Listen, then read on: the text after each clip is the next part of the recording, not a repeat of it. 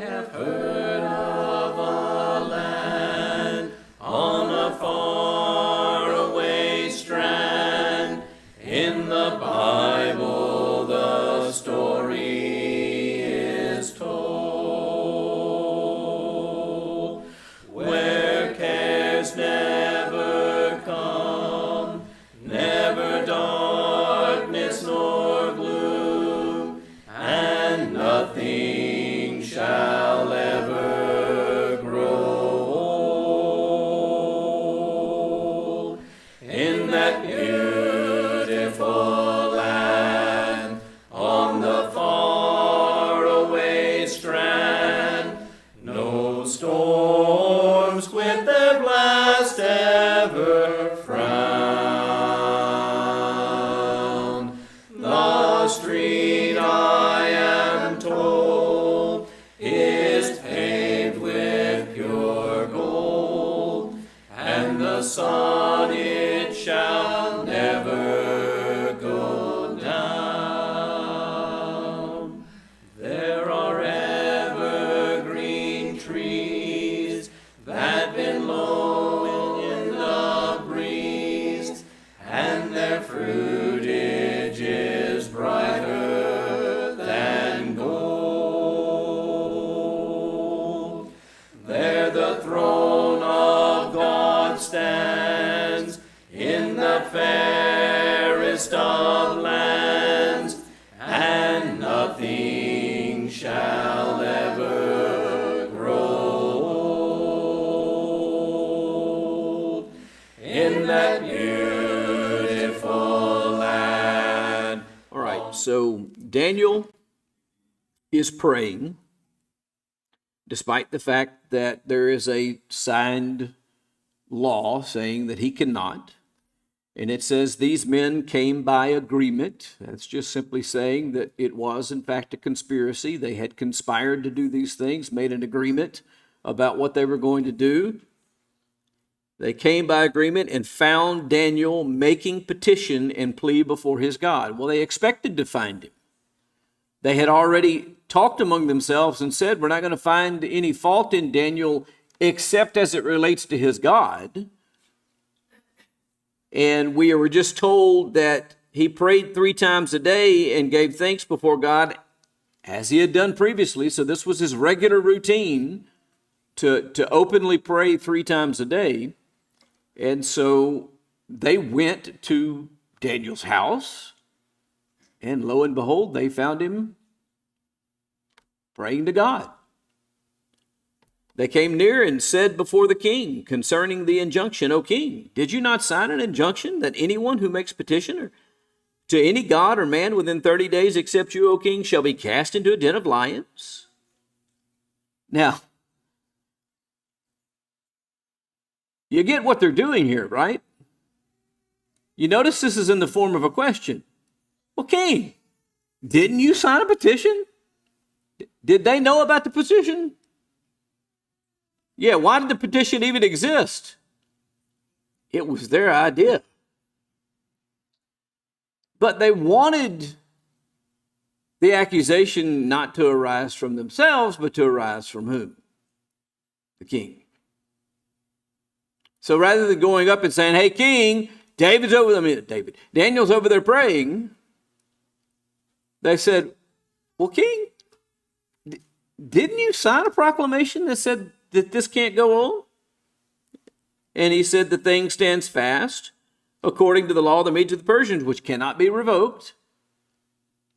So again, once a law was passed in this kingdom, there was no revocation process. There was no way to repeal that law. And so once it's done, it's done. And he says, yes, it's been done. And once it's done, it's done. And they answered and said before the king, Daniel, who is one of the exiles from Judah, pays no attention to you, O king, or the injunction you have signed, but makes his petition 3 times a day. Interesting part about that to me is their accusation is that he makes his petition 3 times. How many times did they see him? It says back here in verse 11, they came by agreement and found Daniel making petition and plea before his God. As far as I know, they only saw him that one time. And yet they say to the king, he does this 3 times a day. How'd they know that? They knew his habits. Now, here's a fun sidebar to our study.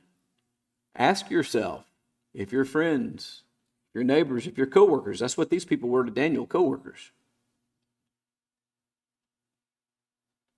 would know that you serve God. And not only know that you serve God, but know that you do it consistently, every day, and even your routine regarding it. I'm not convinced that that would always be the case. I think there's a lot of people now, maybe because we're not paying attention to one another as much as they were, or it may be because of what? It may be because I'm not regular and routine in my service to God. It may be that they don't know where I'm at on Sunday morning because I'm not in the same place every Sunday morning. That they don't know where I'm at on Sunday evening or Wednesday evening because I'm not in the same place. I don't have those practices and routines, that those times are set apart for God.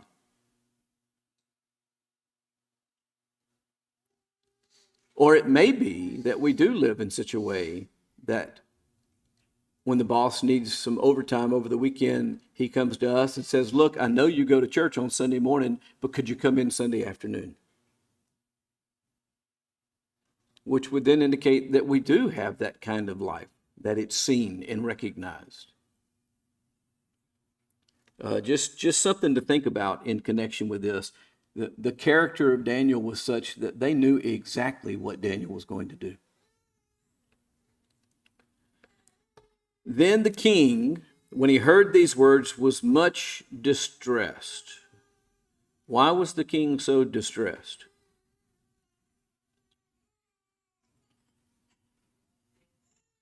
He liked Daniel. And it says he was much distressed and set his mind to deliver Daniel. He immediately starts going, okay, I know what the law says, and I know what my edict, and I know what we have, but how can I help Daniel out? What can I do for Daniel? And he labored till the sun went down to rescue him. So he spent the whole entire day trying to figure out what he could do to prevent Daniel from being thrown into the lion's den. These men came by agreement. Again, we're told of the conspiracy. They came by agreement to the king and said to the king, know, O king, that it's the law of the Medes and the Persians that no injunction or ordinance that the king establishes can be changed. Now, it's important to notice that the reason why we are told this about the Persian laws is it's integral to the story. The reason we're told that the laws of the Medes and the Persians cannot be changed repeatedly throughout this is because this now is the tool that these jealous people are going to use. The king doesn't want to carry out the punishment, and they basically come to him and say, King, you don't have a choice. You sign the law, and the law is the law, and you got to follow the law. The king commanded, and Daniel was brought and cast into the den of lions.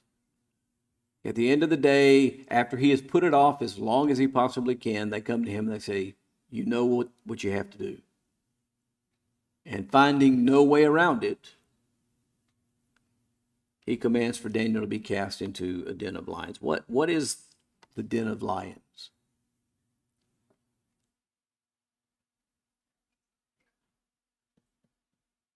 I saw pictures of it as a child in Bible class. It always looked the same way in those drawings, in film strips and different things. I'm not real sure exactly what it looked like. I do believe that, and I looked into the Hebrew word there that's translated den. Well, first off, what is a den of lions? Yeah, it's just where they live. That's what you call a foxhole, a den. You call it is where they live. Whether this was some kind of natural place where they were, or whether it was a prepared place, whether they were kept for this purpose in a pen, is not real clear. But I will tell you that the pictures I always saw was like he was being thrown down into it. And I'm thinking as I grow up, well, a lion's den would just be like a cave, as somebody mentioned. It would just be a place where they chose to live. And oftentimes those things are elevated areas. So why do they always, well, in fact, the Hebrew word does carry with it the idea of a pit, a below ground area. And so I don't know if it was just some kind of natural area that went down into the ground and that's where they were living, or if they had prepared and they had these lions stored. But that's what they did, is they cast him in, and there was no way to get out at that point. That's what's important for us to realize, is that when you're put into this, it's not like you can just walk out. If you're really, really quiet and don't disturb them. He was put into a very precarious position.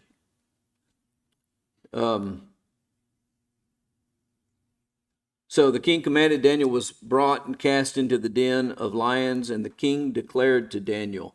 Now notice what Darius says: "May your God, whom you serve continually, deliver you." What is that?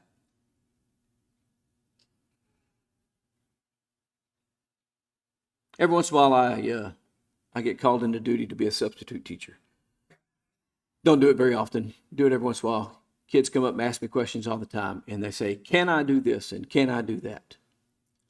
Anybody that knows me very well knows what my response to that is. I'll know, can you? Because the question "can" is a question of ability. Am I able to do this? What are they actually wanting to ask me? May I? May I go to the restroom? May I go to the library? May I go to the nurse? What is may I when you're talking about or to God? What do we call that? We call it a prayer. This is Darius, the pagan king of the Medes and the Persians, making a prayer to God that he would deliver Daniel. Daniel, may your God, whom you serve continually, deliver you.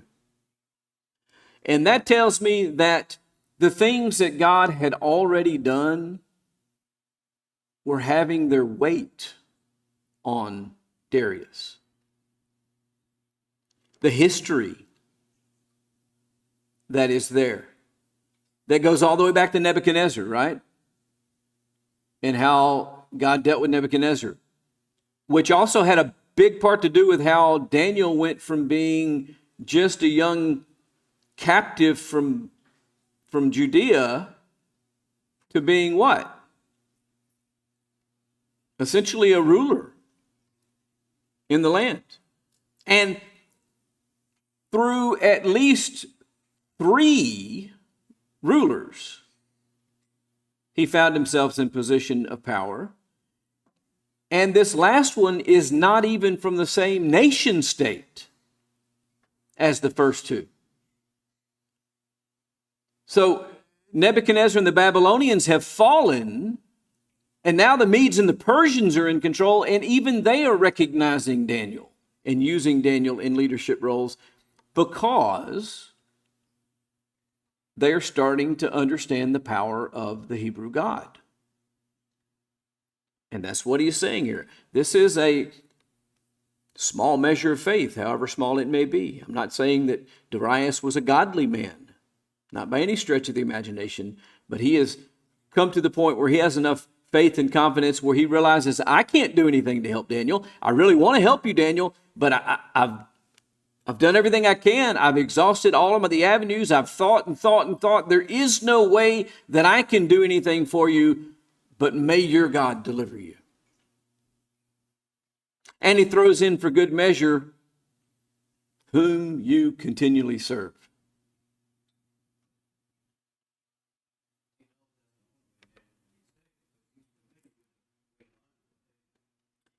Exactly. He knows that's the only way Daniel can be saved. And would that the people of God today, he's not one of the children of Israel.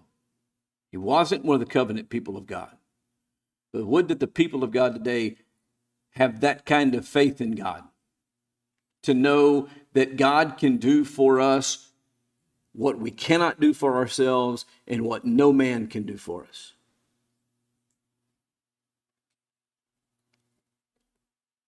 A stone was brought and laid on the mouth of the den, and the king sealed it with his own signet.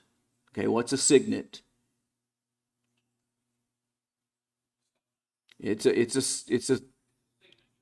an embossed thing, right? It's usually on a ring. There were some that were not rings. There were other pieces of things that they wore, sometimes around a necklace or some other places, but usually was on a ring. It was the family seal indicating who it was just from the design of it. And what they would do is they would put the seal in, and then they would make an impression of that seal inside of it, and in that way you knew that's who it was. Now, if that seal had been broken and replaced, if Darius is not there, then Darius' signet is not there, and that seal can't be placed in it. So even though there's a new seal, you still know what? It's been tampered with. They still use this in certain places at certain times. One of the most well-known ones is during the conclaves with the Catholic Church. The cardinals get closed up in the room and they seal it. And if that seal is broken, then there's issues. So that was what they did to make this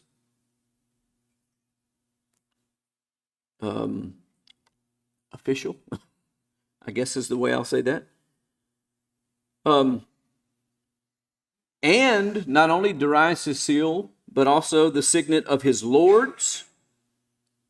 So all of the people in control, all of the authorities, put their seal on this, that nothing might be changed concerning Daniel. All right, Daniel can't come out. Nobody can go in. He's in there with the lions. The lions are hungry, and when this is all over with, what do they expect to find?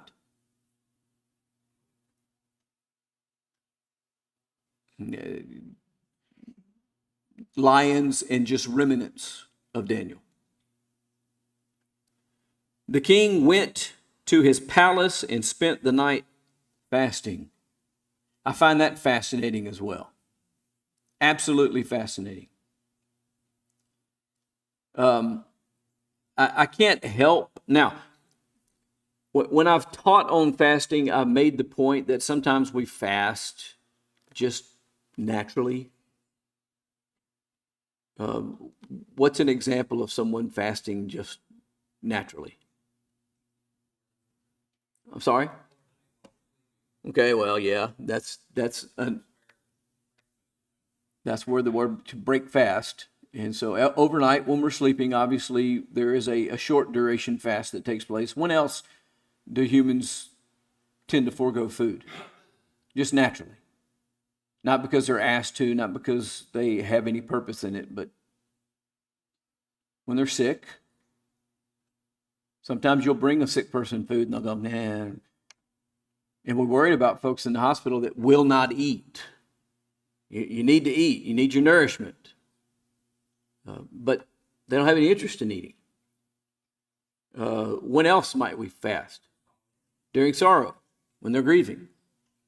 And so I always thought that was interesting. One of the traditions of, especially, I guess, Southern America, but probably all Americans and all Western people, when there's a death in the family, what's one of the things that we do? We bring food to them. You know what's ironic about that? Most of them don't eat it. They don't feel like eating. They're grieving.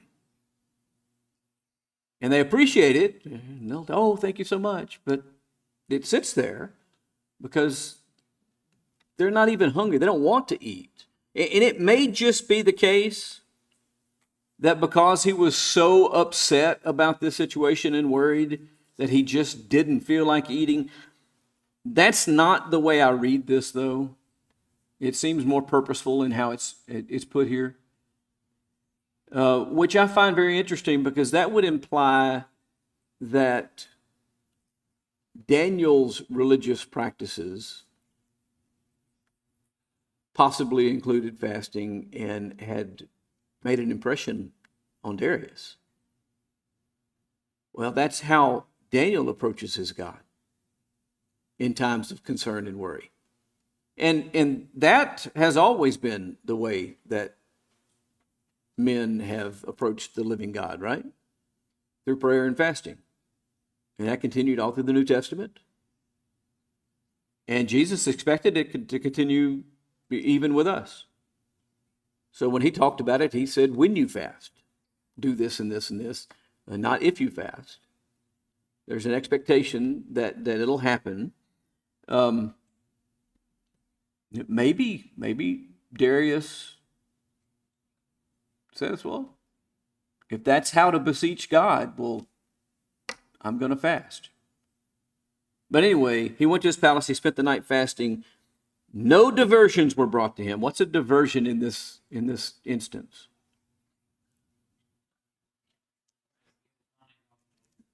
That's exactly anything to. So, if you think about the way in books and movies that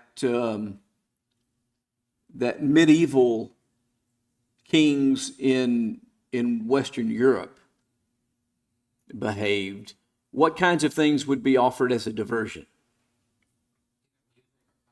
Okay, we got musicians that would be brought in, or jesters that would be brought in, our feast would be thrown, or various things just to get your mind off of things. What are the kind of things that we use for diversion? Actually, they're kind of similar things, interestingly enough, but just different modes. What's the most popular diversion for television? Television and movies. Most popular diversions that we have. Music. We might listen to music, put our earbuds in and turn on our favorite songs and just tune out the world for a little while and focus. No diversions were brought into him that night, though. And sleep fled from him. So he wouldn't eat, he wouldn't allow himself to be diverted, and he could not sleep all night long. And at the break of day, just as soon as he could, at the break of day, the king arose and went in haste to the den of lions.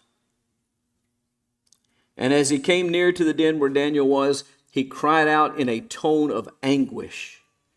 The king declared to Daniel, "O Daniel, servant of the living God, has your God whom you serve continually been able to deliver you from the lions?"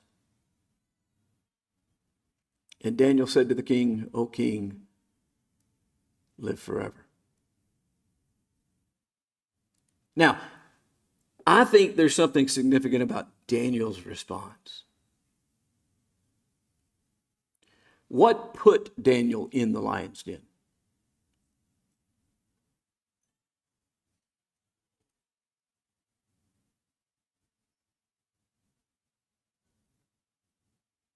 There is a proclamation that says you cannot appeal to any God except Darius.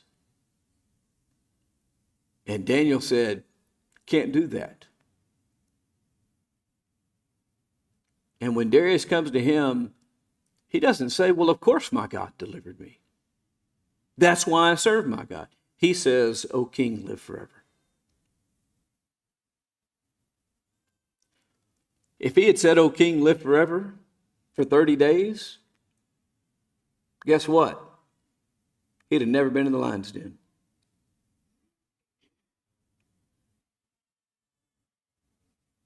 He never stopped being willing to say, O king, live forever, and pay respect to the earthly authority that was over him. But he also wouldn't stop paying respect to God. O king, live forever. My God sent his angel and shut the lions' mouths, and they have not harmed me, because I was found blameless before him. And also before you, O king, I have done no harm.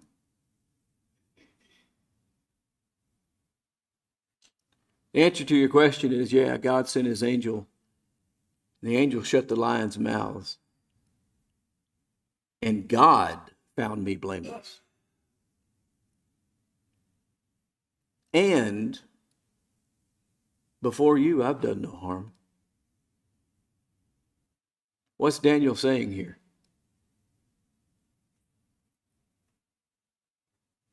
He's saying, yeah, God delivered me, an innocent man.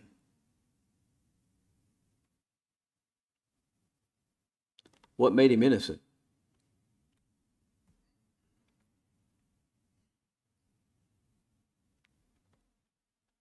That's kind of something to think about. Did he technically break the law of the Medes and the Persians? Yeah. But he said, didn't do you any harm. He was actually challenging the validity of the law. But he noticed that he never refused. He never refused the punishment. We see that again in the New Testament with Paul. When they come to him accusing him, and he says, if I've done anything worthy of death, I refuse not to die. Not refusing the punishment, all the while believing, however, in the blamelessness before God and man. This is a measure of boldness and faith that is stunning for most of us. Yes, ma'am.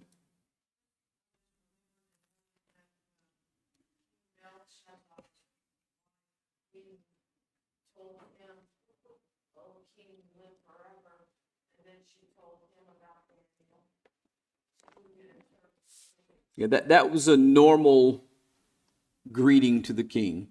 And when you say live forever, what are you saying? Reign forever. It's an acknowledgement of the position and the authority. All right, I have to stop because the clock says I have to, and we're slaves to the clock. I'm going to talk about this morning in just a few minutes. So, anyway, think about these things some more. We'll talk about them, and as we finish this story, we're going to see the effects of this. And then we're going to spend some time talking in detail about how important this story is. This is not just a children's story, which is the way most of us think about it. This is integral to understanding the rest of the book. And we'll talk about some of those things as we continue in this chapter. We're spending more time in chapter 6 than in some of these other chapters, and that's because it's an extremely important chapter to the book. Appreciate everybody's presence and participation this morning.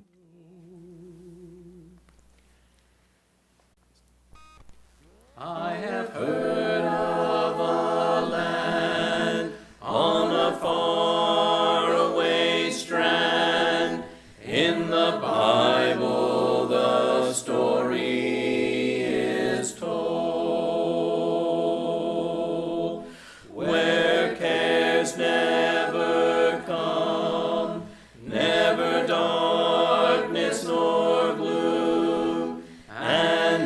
nothing